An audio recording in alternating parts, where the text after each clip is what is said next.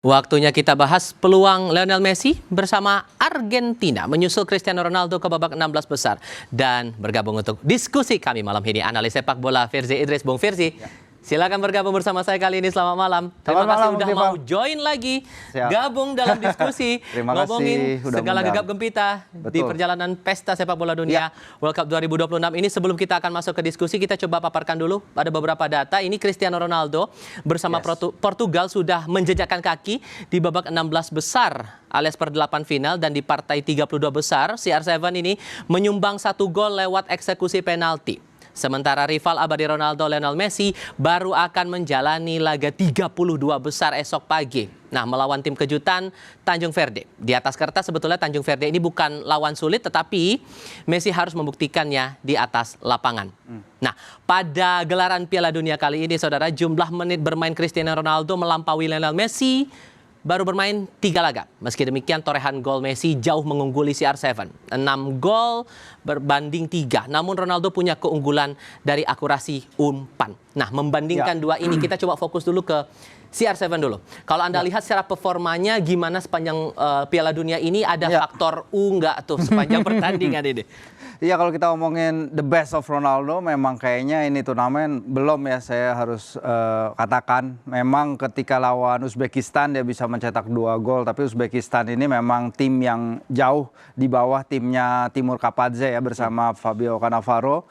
Dan sekarang, tapi at least dia bisa mendapatkan 2 golnya. Dan kemudian pada pertandingan kemarin, walaupun dia hanya melakukan 25 sentuhan bola, hanya 1 sentuhan bola di kotak penalti saat menghadapi Kroasia tadi malam. Dia kesulitan menghadapi blok pertahanannya Kroasia, tapi dia bisa mendapatkan gol penalti itu tersebut. Walaupun dia mendapatkan gol penalti, itu adalah gol pertamanya ya, Mas Tifal, di babak knockout Piala Dunia sejak dia pertama bermain di turnamen ini tahun 2006. Yang sebenarnya menarik memang adalah sebelum itu dia kan sebenarnya mencetak 1 gol yang kayaknya peak Ronaldo banget ya, ketika dia menerima bola terobosan, dia kontrol sekali dengan kakinya, terus dia lompat lob bola itu melewati gawang kiper. Sangat disayangkan sekali itu offside ya, tapi kalau itu gol itu membuktikan ya bahwa Ronaldo belum habis.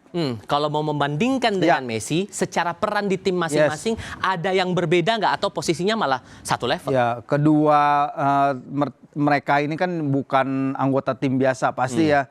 They are the superstars, mereka adalah super bintang di tim mereka masing-masing. Messi mencetak hampir mayoritas semua golnya timnas Argentina di turnamen. Dia membuktikan turun dari bangku cadangan pun dia bisa mencetak gol. Dia telah mengoleksi 19 gol, sekarang terbanyak dari semua pemain lain di sejarah turnamen. Kita kira ketika dia berusia 35 tahun di Qatar itu adalah swan song ya, nyanyian terakhirnya, last dance-nya, dia membawa Argentina juara untuk pertama kalinya setelah sekian tahun. Tapi di usianya yang sekarang 39 tahun, nih orang masih belum habis, dan benar-benar kita hidup di era yang sangat-sangat luar biasa, Mas. Dan kalau kemungkinan dua-duanya di tim masing-masing akan dimainkan sejak awal di tengah para pemain muda, itu hal yang paling mungkin nggak kira-kira? Kita sudah melihat ya, sejauh ini memang mereka masih jadi andalan di tim mereka masing-masing. Dan tim mereka tentu saja menyesuaikan dengan karakter permainan para mega bintang ini yang nggak lagi muda. Pelatih Portugal, Roberto Martinez, sudah bilang bahwa mau gimana pun Ronaldo is Ronaldo, dia akan selalu jadi starter. Makanya ketika Martinez menarik keluar Ronaldo dengan 10 menit tersisa kemarin, itu adalah brave call dari dia. Itu sangat berani sekali dari sang pelatih ketika timnya masih berusaha mengejar kemenangan, dan kemudian dia ditarik keluar dan akhirnya Portugal bisa see through pertandingan. Untuk Messi juga Tanjung Verde memang di atas kertas jauh ya dari Argentina, tapi kita ada lihat apa yang bisa mereka lakukan ke tim Spanyol pada pertandingan pembuka mereka. Jadi menurut saya itu tidak akan menjadi laga mudah. Messi dan kawan-kawan harus bisa perform at the best level, at the elite level seperti yang telah mereka tunjukkan sebelum ini. Tapi secara level konsistensi, siapa yang paling mencolok? Iya, kalau kita lihat konsistensi memang dua-dua pemain ini sangat luar biasa ya. Sekarang Ronaldo bahkan telah mencetak lebih banyak gol bagi timnas Portugal ketimbang bagi Manchester United. Klubnya ya 146 gol sekarang bagi timnas Portugal, sementara bagi Man United 145.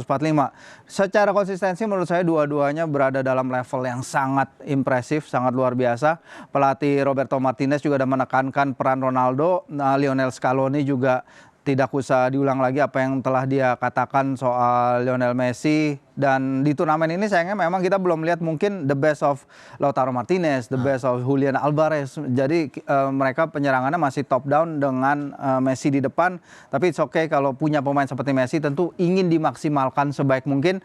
Dan sejauh turnamen berjalan dia udah menjawab, karena 6 gol ini kan hanya terpaut 1 dari pencapaian dia pada 2022. Ketika dia waktu itu menjadi MVP ya dengan 7 gol termasuk aksi-aksinya di final. Jadi besar kemungkinan dia akan menambah jumlah gol itu lagi dan menjadikan ini sebagai turnamen pesta bola paling subur yang pernah dia lalui. Tapi kalau dilihat-lihat kontribusi golnya Ronaldo ini agak lebih sedikit ya. Ada faktor penentu mungkin yang Anda lihat sejauh pertandingan ini berjalan? Iya, kita lihat memang secara permainan, secara gol juga beberapa kali lawan Uzbekistan itu kan yang dicari sebenarnya ya.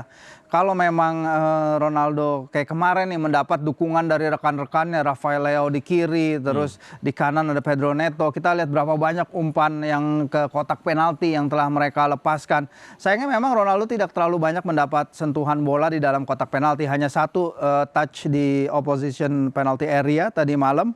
Dan mungkin itu yang Martinez perlu godok lebih lanjut ya, bagaimana cara melibatkan Ronaldo bukan hanya di sekitaran kotak penalti, di mana dia sebenarnya berbuat bagus dengan 93% operan sukses dari 80 menit, 81-82 menit dia main. FIFA memilihnya sebagai pemain terbaik.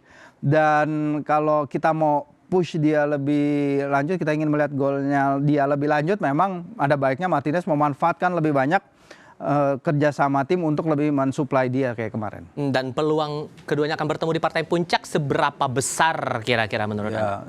Nah, kita belum bisa nebak sejauh itu ya. Tentu walaupun masih berjalan pertandingannya sekarang kan. A dream match, itu akan jadi pertandingan yang sangat diidam-idamkan. Tapi kita lihat sepanjang turnamen ini segala kejutan terjadi di babak 32 besar ini. Udah terjadi lebih banyak comeback dari edisi-edisi Piala Dunia sebelumnya. Udah ada 3 atau 4 sekarang tim yang bisa melakukan comeback dari tertinggal lebih dulu, nggak bisa terbaca. Adu penalti juga udah beberapa kali dilakukan. Jadi para non-unggulan pun mereka bisa mengalahkan, memulangkan Belanda, memulangkan Jerman. Jadi banyak hal menurut saya yang plot twist lagi nih di turnamen kali ini, Mas. Dan ini udah jelas membuat keduanya ini di tim masing-masing udah nggak tergantikan oleh apapun. Oh, for sure. Itu udah jelas sekali mereka jadi ikon. Makanya kita beruntung sekali sejak 2008 mereka pertama ketemu ya, saat Ronaldo masih memperkuat Man United, Messi masih memperkuat Barcelona. Mereka punya longevity seperti ini, ketahanan untuk berada di level elit ya. Ketika Messi pindah ke MLS pun kita kira bahwa dia nggak akan bisa berada dalam level seperti yang dulu lagi. Tapi dia membuktikan kita semua salah. Dia masih bisa membuktikannya di level tertinggi sepak bola dunia.